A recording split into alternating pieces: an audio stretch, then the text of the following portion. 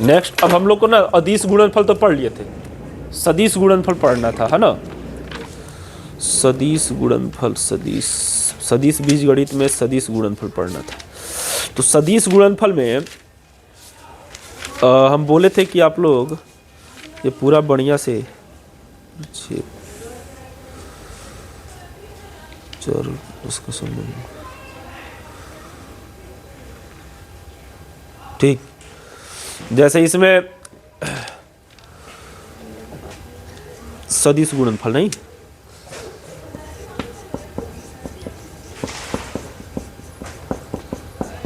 सदिश गुणनफल, ठीक है ना। सदिश गुणनफल में हम अदिश गुणनफल में क्या बताए थे कि अगर मान लीजिए आई डॉट जे ले रहे हैं तो सॉरी ए डॉट बी ले रहे हैं, है ना। अदिश गुणनफल ए वेक्टर डॉट बी वेक्टर, तो क्या आता है, कोई संख्या आता है, कोई संख्या आता है ना। ए वेक्टर डॉट बी वेक्टर मतलब दो वेक्टर का डॉट प्रोडक्ट ले रहे हैं, अगर हम अदिश गुणनफल ले रहे हैं तो कोई संख्या आता है, वास्तविक संख्या आता है। लेकिन इसमें क्या आएगा कि अगर मान लीजिए कि ए वेक्टर कुछ है और कोई बे वेक्टर है, इसका क्या कर रहे हैं, क्रॉस कर रहे हैं, तो क्रॉस करेंगे तो जो सी आएगा ना, ठीक है ना, वो भी वेक्टर ही आएगा। मतलब हम यहाँ पे जो वास्तविक संख्या लिखे थे वो क्या आएगा, वो मेरा सदिश ही होगा, ठीक है ना। दो सदिशों का अगर हम क्रॉस मल्टीप्लिकेशन ले रहे हैं उसको हम डॉट प्रोडक्ट बोलते थे और इसको क्रॉस प्रोडक्ट बोलेंगे। तो डॉट प्रोडक्ट को हम लोग एक और नाम से जानते हैं अदिश गुणनफल, नहीं स्केलर मल्टीप्लिकेशन है, ये क्या होता है, वेक्टर मल्टीप्लिकेशन होता है, ठीक है ना, मतलब सदिश गुणनफल, ठीक है। तो इसी तरह का बहुत सारा पॉइंट है, जैसे मान लीजिए ए वेक्टर डॉट बी वेक्टर, ए वेक्टर क्रॉस बी वेक्टर जो आएगा वास्तविक संख्या नहीं आएगा, वो क्या आएगा, वो सदिश आएगा, माने गुणा होगा तो सदिश ही होगा, ठीक है ना। और उससे जो ज़्यादा इंपॉर्टेंट बात ये था कि उसमें इसमें क्या हो, चलो उसका बातें छोड़ रहे हैं, केवल इसका बात कर रहे हैं। इसमें ये है कि अगर आई में, ठीक है ना, आई से मल्टीप्लाई होगा, चाहे जे में जे से, ठीक है ना, क्रॉस प्रोडक्ट, चाहे के से के में होगा, ठीक है, तो इसका मान क्या आता है, जीरो आ जाता है। वहाँ पे क्या आता था, एक आता था ना, डॉट रखता था तो, लेकिन यहाँ पे जीरो हो जाएगा। और देखिए चक्रीय बना दे रहे हैं, ठीक है ना, यहाँ पे हम लिख दे रहे हैं ना, यहाँ पे हम लिख दे रहे हैं आई कैप, यहाँ पे लिख दे रहे हैं हम जे कैप लिख दे रहे हैं, और यहाँ पे लिख दे रहे हैं ना के कैप लिख दे रहे हैं, ठीक है, के कैप लिख दे रहे हैं। तो I cross J, I cap cross J cap equal to आता है ना के कैप, याद रखना है, ठीक है ना। वहाँ पे क्या होता था कि आई और डॉट जे होता था तो क्या हो जाता था, जीरो हो जाता था। यहाँ पे के आता है और जे और के साथ अगर क्रॉस होगा तो आएगा आई, और के से किस में, के से अगर आई में हो जाएगा तो क्या आ जाएगा, जे आ जाएगा, नहीं आ जाएगा, आ जाएगी नहीं।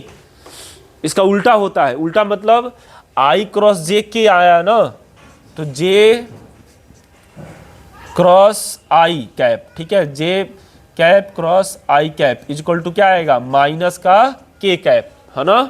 अब बाकी दोनों आप लिखवा सकते हैं ना बढ़िया से, क्या, k cap cross J cap equal to आएगा माइनस आई कैप, और ये हो जाएगा i cap cross k cap equal to minus j cap,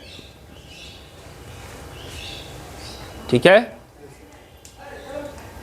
और उसमें क्या होता था, दो बीच के थीटा में कॉस का प्रयोग करते थे ना, यहाँ पे क्या करेंगे, साइन, ठीक है ना। मतलब मान लीजिए कि ए वेक्टर और बी वेक्टर के बीच का कोण अगर थीटा हो, ए वेक्टर और बी वेक्टर के बीच का कोण अगर निकालना हो तो अब साइन का प्रयोग करेंगे, ठीक है ना। साइन थीटा बराबर क्या हो जाएगा, ए वेक्टर क्रॉस बी वेक्टर, लेकिन चूंकि दोनों का वेक्टर करेंगे तो वेक्टर ही ना आएगा, इसलिए हम उसका क्या लेना पड़ता है, मजबूरन मापांक। वहाँ पे मापांक का कोई जरूरत नहीं था, क्यों, क्योंकि मेरा संख्या आ जाता था। यहाँ पे अगर क्रॉस मल्टीप्लाई करेंगे ना तो संख्या आई भी नहीं करेगा, तो जो आएगा वो भी उसके साथ आई जे भी रहेगा, समझ में आ रहा है ना, हाँ याद रखें।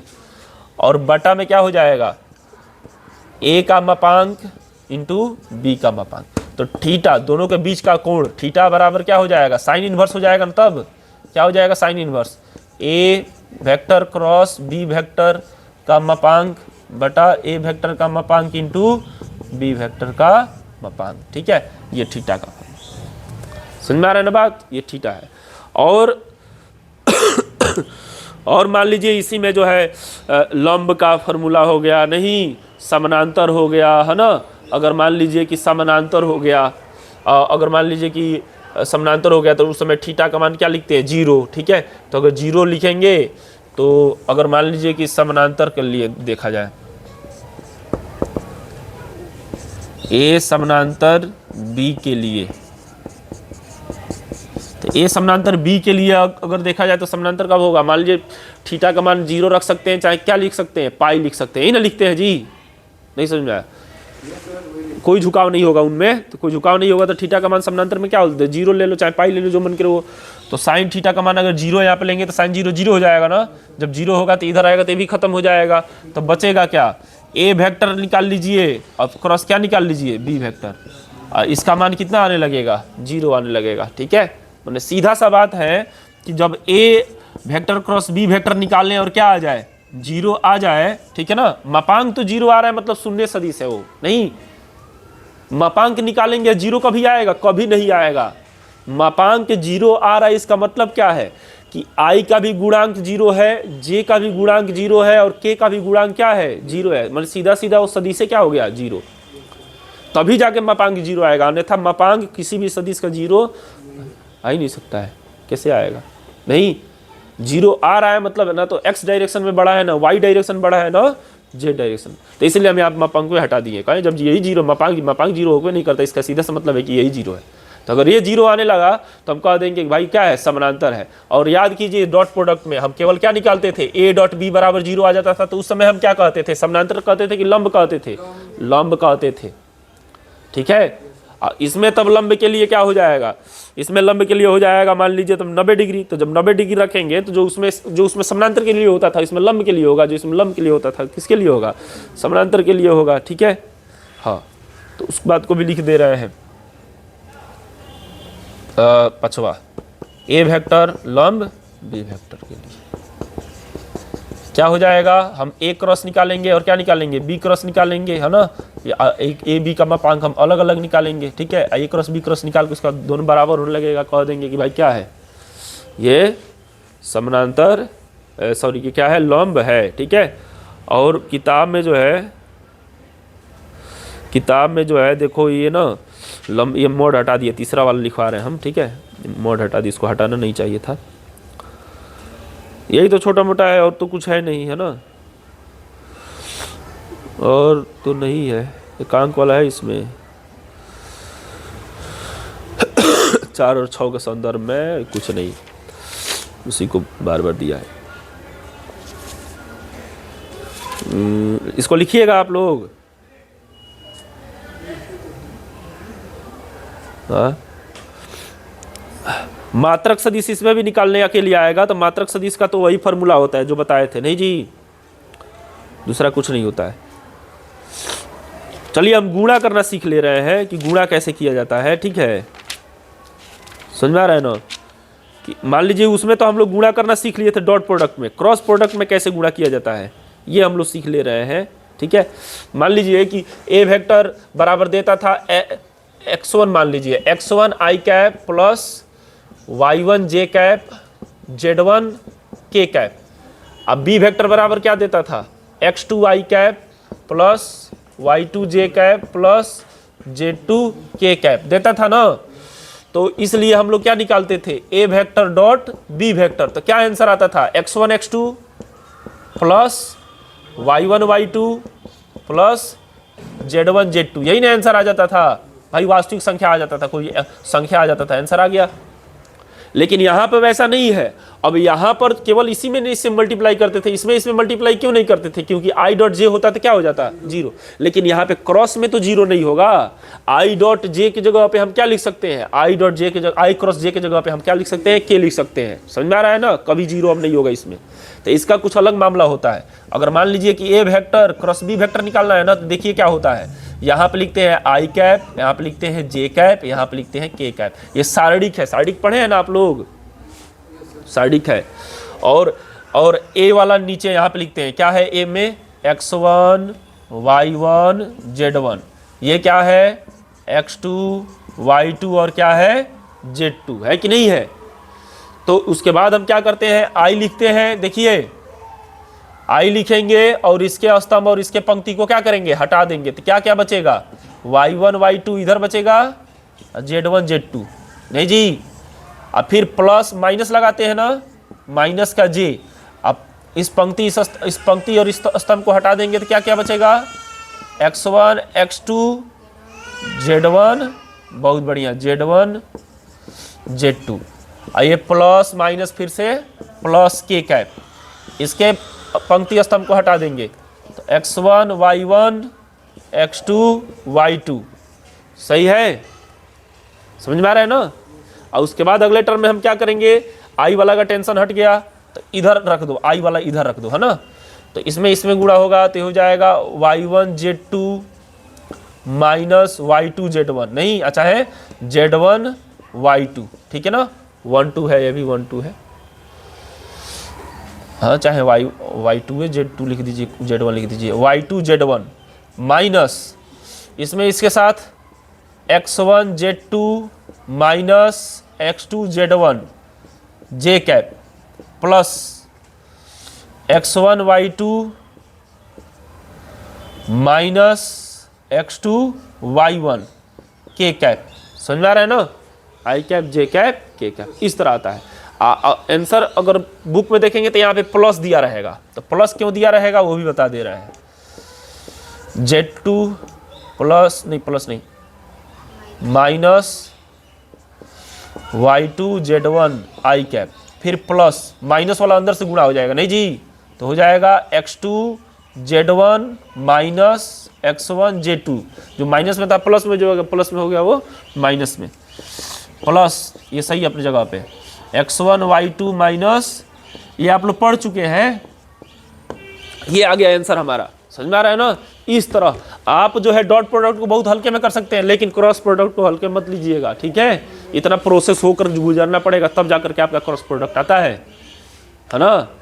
ये जो है चूंकि नंबर नहीं है इसीलिए थोड़ा मेहनत लगा है, नंबर आता तुरंत यहीं पर गुणा करके हम लोग बता देते, है ना, कोई दिक्कत नहीं है। आप लोग लिखिए जल्दी से, साड़ी बनाना पड़ेगा, बिल्कुल, काहे नहीं बनाना पड़ेगा। अस्कत लग रहा है क्या साड़ी बनाने में।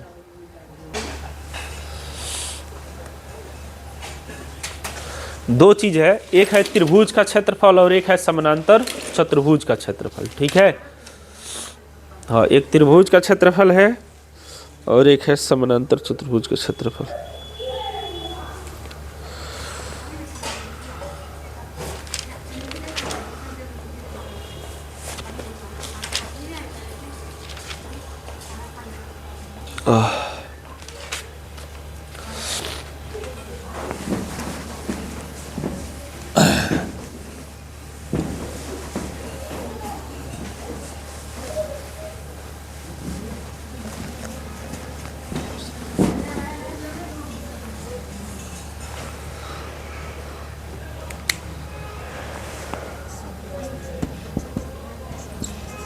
अगला पॉइंट है, पता नहीं कौन सा पॉइंट है, 6वां है।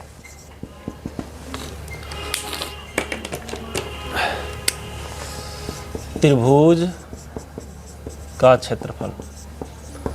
मान लीजिए यहाँ पे A है, ये B है, ये C है, A B C, ठीक है।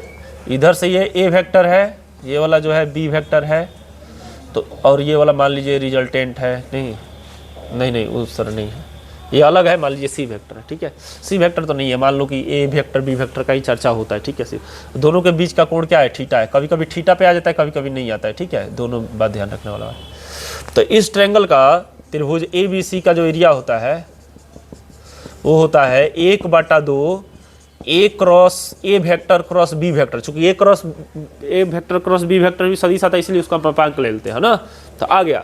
या फिर से कितने लोग पता है क्या करते हैं, इसको लिखते हैं ना 1/2 ए वेक्टर का मापांक अलग, बी वेक्टर का मापांक अलग, उसके साथ क्या लगा देते हैं, साइन थीटा। तो थीटा वाला अब ये कहाँ से आ गया, ये कहीं से आया नहीं, ये इसी से आया है, ध्यान से देखिए तो इसी फार्मूला से आया है। समझ में आ गया। एक ए वेक्टर क्रॉस बी वेक्टर का पूरा मापांक है ना, तो इसका वैल्यू कितना हो जाएगा, इतना इंटू साइन थीटा हो जाएगा ना, तो बस मान रख दिए 1/2 अपनी जगह पे है। और उसी तरह समानांतर चतुर्भुज का होता है, वो भी लिखवा दे रहे हैं 7वां नंबर। और उसके बाद एक बहुत ही इंपॉर्टेंट बात बताएंगे, समानांतर चतुर्भुज का क्षेत्रफल ऐसे, ठीक है, इस तरह है। तो ये मान लीजिए ए वेक्टर है और ये वाला क्या है, बी वेक्टर है, और ये थीटा मान लीजिए है। तो इसका जो क्षेत्रफल होता है ना, इसका जो क्षेत्रफल होता है वह ए वेक्टर क्रॉस बी वेक्टर, बस इतना ही होता है, 1/2 नहीं लगता है, ठीक है।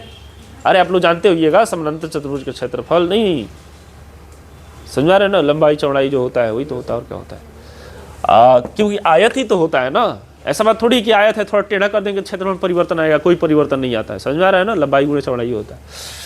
1/2 नहीं सॉरी 1/2 कहाँ से आ गया, या फिर से क्या होता है, ए वेक्टर का मापांक बी वेक्टर का मापांक साइन थीटा, कब, जब थीटा पर बात आ जाए तब, है ना, नहीं तो इसी से काम चला लेते हैं, ठीक है।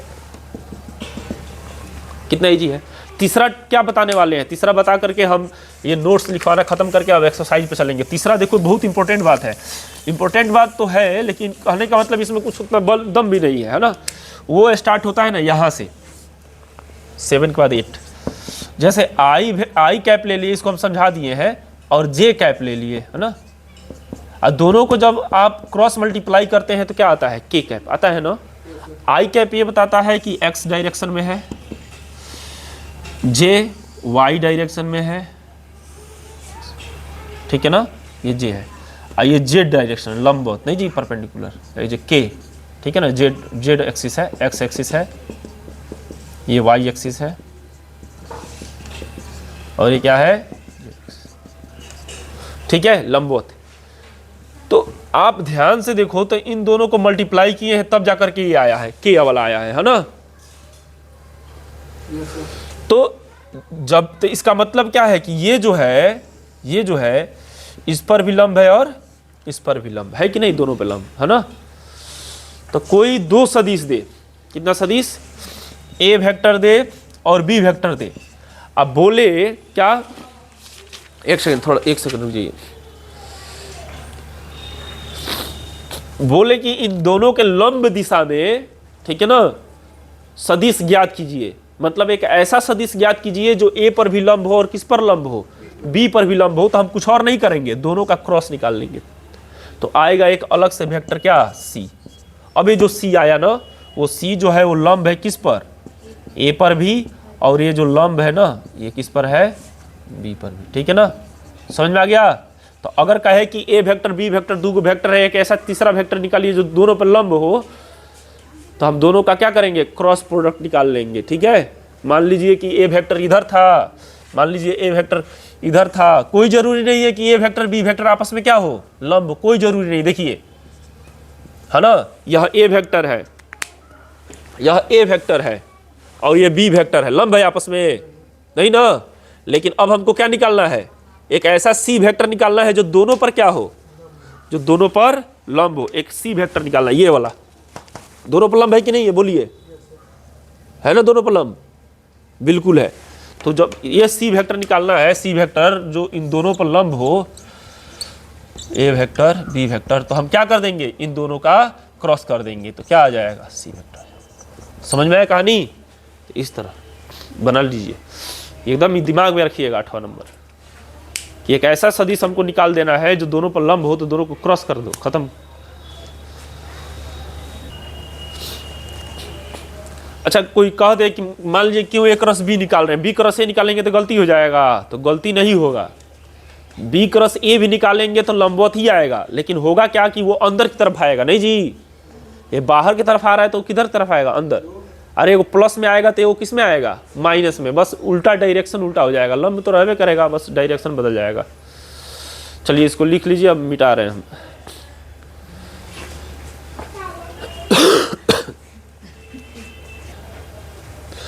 ठीक, अब मान लीजिए कि हमको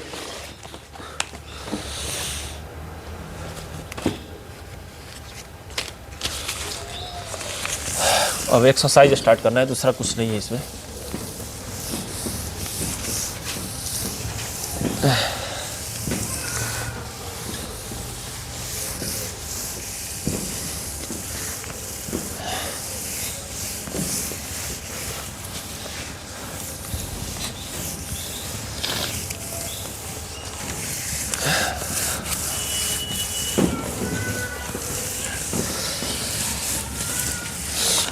आज हमारा सदिश बीजगणित खत्म हो जाएगा, है ना। आज कल खत्म हो जाएगा, आज कल मिला के। आज तो मान लो क्लास सब ओवरे होगा। एक्सरसाइज 10.4 क्या कह रहा है? पहला, यदि ए वेक्टर बराबर क्या है? I cap minus 7j cap plus 7k cap, यही ना है। बी वेक्टर बराबर क्या है? 3i cap minus 2j cap plus 2k cap, है ना। तो कह रहा है कि इसका मान ज्ञात कीजिए। ए वेक्टर क्रॉस बी वेक्टर का मापांक ज्ञात कीजिए। तो बाद में ज्ञात होता रहेगा, पहले हम एक वेक्टर क्रॉस बी वेक्टर ज्ञात कर ले। तो ए वेक्टर क्रॉस बी वेक्टर बराबर क्या होता है? आई जे के कैप 1 माइनस 7 7 3 माइनस 2 2। समझ में आ रहा है ना बात?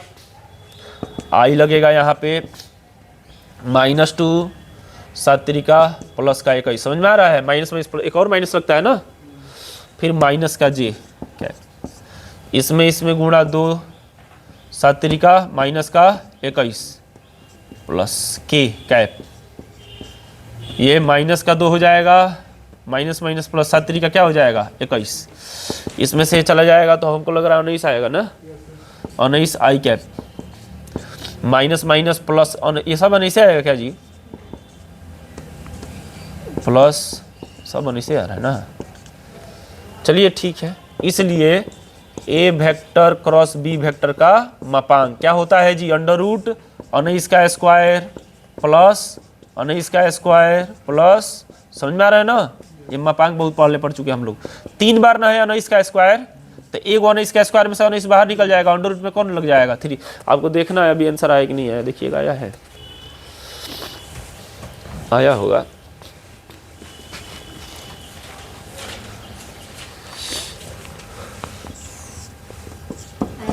बिल्कुल आएगा। ए वेक्टर बराबर देखिए क्या है? 3i cap plus 2j cap plus 2k cap, है ना। ए वेक्टर का मान है। बी वेक्टर बराबर क्या है? i cap plus 2j cap minus 2k cap, है ना। तो कह रहा है ना, देखिए क्या कह रहा है, वो लिख भी दे रहा है। a प्लस बी और a माइनस बी की लंब दिशा में हाँ दिशा में मात्रक सदिश क्या करना है? ज्ञात करना है। ठीक है ना। तो ज्ञात करने के लिए ज्ञात करना है, तो ज्ञात करने के लिए हम लोग एक बाइक थोड़ी ना ज्ञात कर लेंगे। पहले हम क्या ज्ञात करेंगे? ए वेक्टर प्लस बी वेक्टर। तो चलिए ये हो जाएगा 4i कैप, ये हो जाएगा ये भी 4j कैप, और ये तो खत्म हो जाएगा। नहीं, बराबर क्या मान लिया जाए जी? सी वेक्टर मान लिया जाए। ए प्लस बी को हम किए हैं, तो इसको क्या मान लिया जाए? पी वेक्टर मान लिया जाए। ठीक है, पी वेक्टर माना, तथा ए वेक्टर माइनस बी वेक्टर। चलिए घटाइए, तो इसमें से ये खत्म हो गया, क्या आया? 2i कैप, इसमें से एक खत्म हो गया, ये कितना आ गया? 4k cap. समझ में आ रहा है? इसको क्या मान लिया जाए? क्यू वेक्टर माना। अब ये इसका मतलब हो गया पी वेक्टर, और इसका मतलब हो गया क्यू वेक्टर। तो पी वेक्टर और क्यू वेक्टर की लंब दिशा में सदिश पहले निकालिए, तब ना मात्रक निकालेंगे आप। तो पहले हम क्या निकालेंगे? पी वेक्टर और क्यू वेक्टर के दिशा, इसलिए पी वेक्टर तथा क्यू वेक्टर की लंब दिशा, नहीं जी, की लंब दिशा में सदिश। समझ आ रहा है? लंब दिशा में सदिश क्या मान लिया जाए? R vector. तो आर वेक्टर कैसे आएगा बताइए? जो पी और क्यू के लंबवत दिशा में है, कैसे आएगा आर वेक्टर? हाँ, बताए थे कि नहीं बताए थे? बराबर क्या हो जाएगा? आर वेक्टर आ गया P vector cross Q vector. चलिए, पी हमको पता है ये है, क्यू पता है ये है, तो लिखिए आई जे के। आई के नीचे 4, जे के नीचे 4, के के नीचे कुछ नहीं, आई के नीचे 2, जे के नीचे कुछ नहीं, के नीचे 4, है ना। चलिए इसको अच्छा से बनाइए। आई कैप इधर रखिए, इसमें गुणा होगा 0 हो जाएगा, माइनस का 8 हो जाएगा ना, प्लस नहीं माइनस, प्लस माइनस जे, ये 4 चौका क्या हो जाएगा 16, ये हो गया 0, है ना, प्लस के कैप, ये हो जाएगा 0, माइनस 4 दूना कितना हो जाएगा 8, सही है, बराबर -8 आई कैप -16 जे कैप -8 के कैप, है ना। आर वेक्टर आ गया ना। तो आर वेक्टर जब आ गया तो जब आर वेक्टर आ गया तो आर वेक्टर क्या है, पी वेक्टर और क्यू वेक्टर के लंब दिशा में सदिश है ना। लेकिन हमको लंब दिशा में नहीं सदिश चाहिए, हमको लंब दिशा में जो सदिश चाहिए वो क्या होना चाहिए, मात्रक सदिश होना चाहिए। तो लंब दिशा का सदिश जब पता चल गया तो उसी का ना मात्रक होना चाहिए। तो इसलिए आर वेक्टर का क्या, मात्रक सदिश। आर वेक्टर का मात्रक सदिश, किसी वेक्टर का मात्रक सदिश क्या करते हैं, उस वेक्टर में उसी के मापांक से भाग दे देते हैं, भाग दे देते हैं। जो मापांक आएगा भाग देंगे तो कट करके 1 नहीं आ जाएगा। समझ में आ रहा है ना। किसी भी सदिश का मात्रक सदिश अगर निकालना हो तो सदिश को वैसे ही रख देंगे, सदिश कोई परिवर्तन नहीं करेंगे, ठीक है। लेकिन इसी के मापांक से क्या कर देंगे, हम भाग दे देंगे, ठीक है। 16 का स्क्वायर कितना होता है, हाँ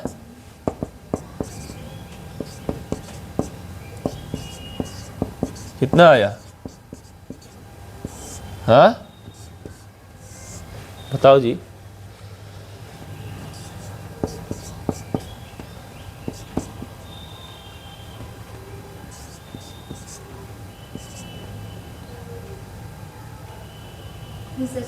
हाँ 36, 256, तो कितना हो जाएगा,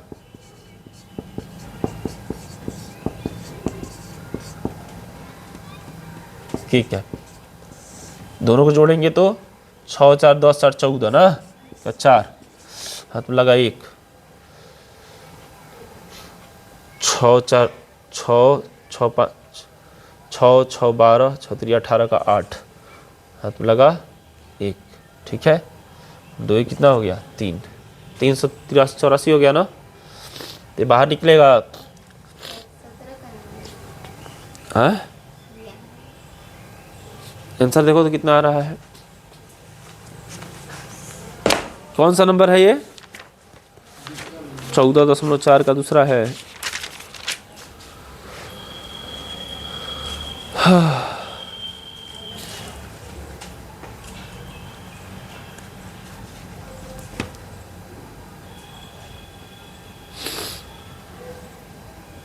कि लंब दिशा में तो 2/3 करके आ रहा है।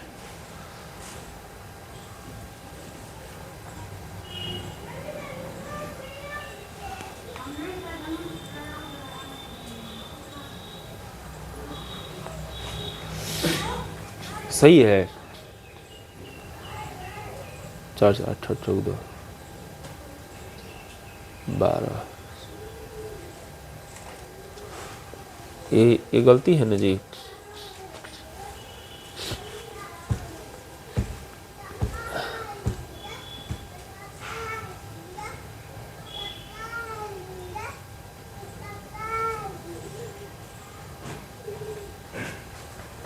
तीनों के तीनों किस में आ रहा है,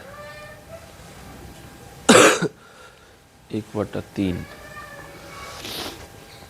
24 का तो ज़्यादा हो जाएगा ना, 576 64।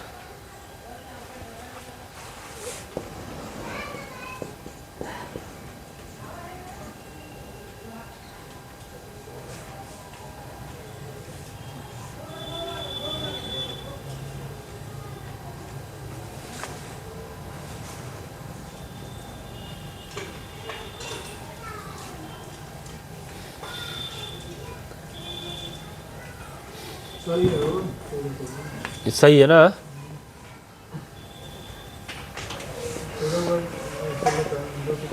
256 सही है ना, सही है उतना ही, 256 के 200 हाँ